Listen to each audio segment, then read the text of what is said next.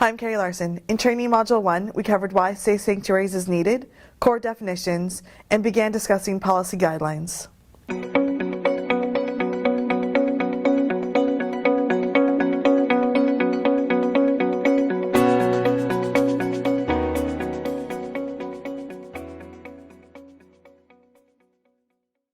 right, here's another difficult one. It's a 6-month rule.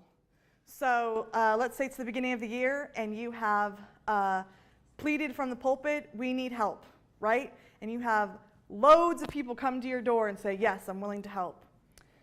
6-month rule says that they need to work with someone who's already been in your ministry for 6 months. So that requires some thought process, right? Because you may have some 4 strong leaders that you want in each of those, their ministries, but you may have to split them up for 6 months so that they can work with a new person coming in. And that's simply to monitor, to check, to verify.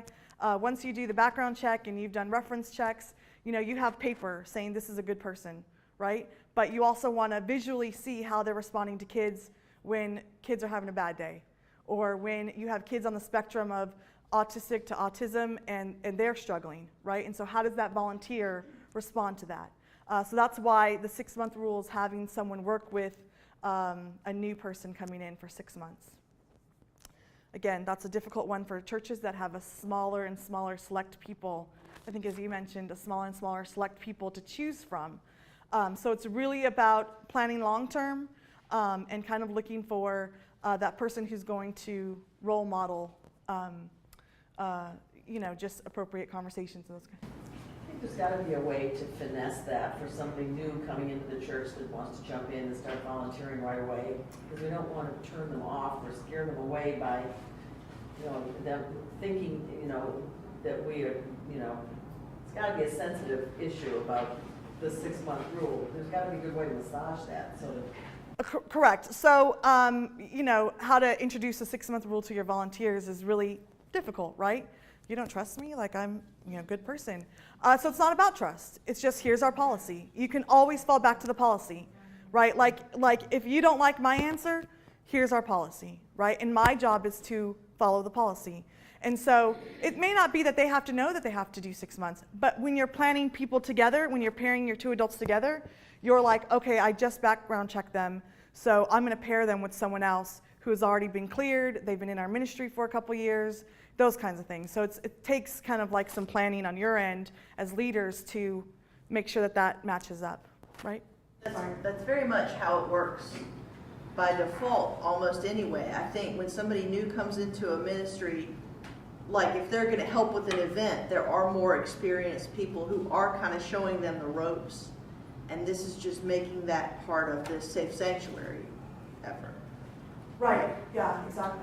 Yes. Just so I'm clear, are you saying that the 6-month rule is we're talking about new people who just come to the church, that they have to be in the church for 6 months before they can work with you? Oh, that is a great question, because that is 2 different questions, actually. So the question is that a new person coming into church, brand new to your church, do they have to wait 6 months to work in your ministry, and then wait 6 months to be at the church, and then another 6 months to help in your ministry? Great question. That's kind of they don't really clarify that. But I would use your judgment, right? Like, it's a new person, you have no background on them, you know nothing. So really all you have is, hey, I have a great heart and I want to help in this ministry, and I have a paperwork saying that, I'm cleared and all that kind of stuff. You might want to, work with the leadership team and see, their gifts and talents, and maybe mentor them as a leader. Let's go out for coffee. Let's talk about where you think you'll plug in. Maybe so that could take some time, right? But this 6-month rule is specifically for once you have an application and they've approved you to do a background check, then the 6 months begin, right? To pair up with another person who's working in the ministry. I think when Joy Thornburg Melton wrote the original documents, the 6-month rule was to keep people from shopping for churches with opportunity to harm children. Wow. Somebody had to be willing to make a commitment to the church for 6 months, and I believe originally it was 6 months membership. They have to make a commitment to actually be a member of the church. The mentoring is fabulous because haven't we all seen the person who comes in only for vacation Bible school and really should not be working with kids? Right. You know, but they're there because, you know, we need bodies, and we need somebody to help with the crafts, and by the end of 5 days, you're like, oh, and we're never going to ask them again. Right. So, you know, I think it's actually two things. I think the 6 month is a commitment to the church. Okay. And we kind of flex that a little in my situation because sometimes we just don't get around to actually doing the new member Sunday because we're small and we got kind of comfortable having them being there. So we're flexible about that, but it's also pushed some people to go, yeah, I really do want to make a commitment to this church because I want to work in your ministry. So I think it's actually two different. That's awesome. Yeah, in our ministry, I only choose church members. And so if they wanted to volunteer, they would need to begin that process. Just, again, that's a commitment. I want people to invest in the youth and in the ministry, not to a rotating door. But again, that's different, yes. 2 questions. One, what if you have a new appointed minister at 8 under the 6-month rule? I wouldn't think so, but 6 months is 6 months. And the second question is, we have some people that have chosen to be steadfast attendees, active in the church. They have not chosen to become members. Are you saying you must go through membership in order to work with you? I think, so, question is, a new pastor coming to a church, and where do they fall into the 6-month rule, and people who are not members of your church volunteering in ministry. So I'll address the pastor question. The first one is they are background checked, so they... But we don't know them. Right, but the conference does. Right. As a pastor, I am vetted, fingerprinted, Oh, I so I think the response to the 6-month rule for the pastor is there are tons of safeguards that are already in place at the conference level, and to get to the point that they're sending this person to you, that you can assume this person is safe with children. That said, my door has a window in it, but the 6-month rule, I don't think would have to apply to your new pastor. The rest of it would. Okay.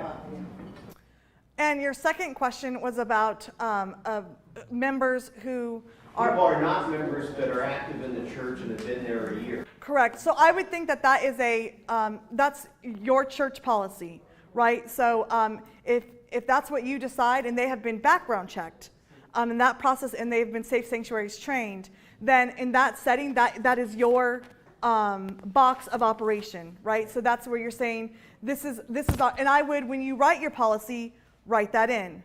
Right, so that people who are not, you could word it that way, members or non-members, volunteer, whatever, however you want to word that, that is whatever your church policy says, right? As long as they've been background checked and Safe Sanctuary trained, right?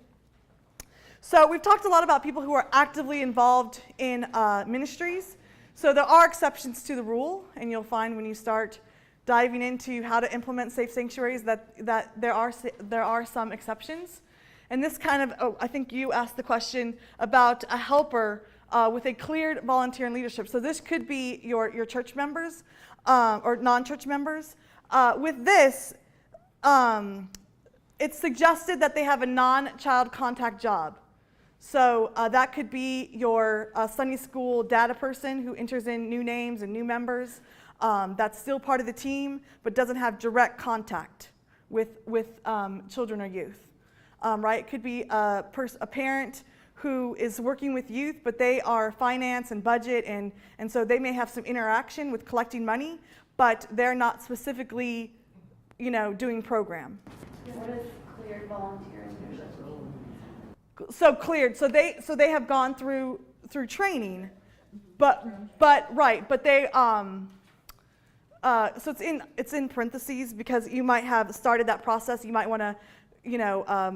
A new family comes to town, or not a new family, that's not, a current family, children or youth who have been helping in ministry, 6 months after you've done your Safe Sanctuaries training at the beginning of the year, 4 to 6 months later say, I want to be involved in this. Could also be those parents who you sign up for a retreat, that kind of one-time thing. So they would be cleared, you go through that process, but you also want to make sure that they don't have non-child contact So maybe they're the parent that is just driving, right? Because we're going to talk about that. Drivers also need to be background checked, but maybe they're just drivers, and so there's no really program kind of conversation. Is that? For some reason, I'm not making the connection in my brain. Why can't they have contact with the children at all? Because you're fast tracking them, so maybe the paperwork is in process, like you're still. Before the 6 months. Right. So sorry, I thought I explained that.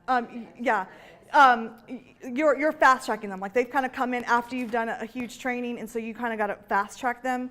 And so you want to make sure that they are not having a direct conversation or position with youth, yeah, or children. So quick clarity, yeah.